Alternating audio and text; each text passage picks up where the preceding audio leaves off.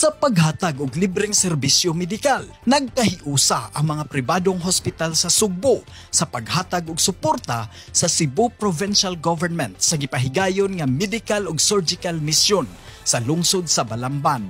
Libre nga gidaa o gigamit sa pribadong mga hospital ang ilang mga kahimanan, mga ekipo ug ang eksperto sa ilang mga espesyalistang doktor ug mga medical staff nga nagpahigayon og libreng opera ug medical consultation sa mga pasyente nga adunay gipamati sa lawas.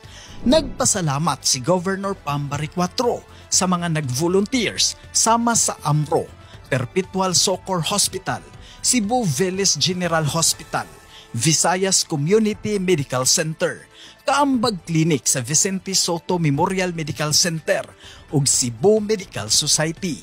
Gipasalamatan usab sa gobernador ang serbisyo nga gihatag sa Integrated Bar of the Philippines.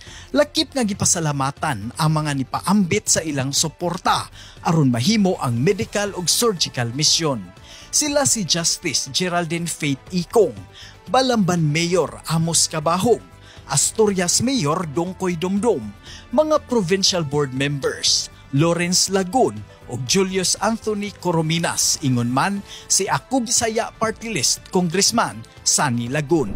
Ang pagpahigayon og medical mission magpadayon samtang gilihok sa Cebu Provincial Government ang pagpalambo sa pasilidad sa mga provincial hospital.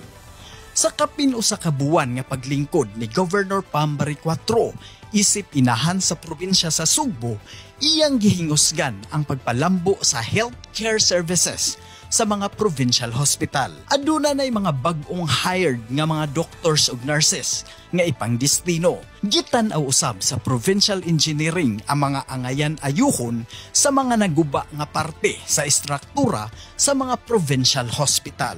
Manginlabot magpakabana tungod kay ato ang Cebu. Ako si Monching Auxtero, Sugbo News.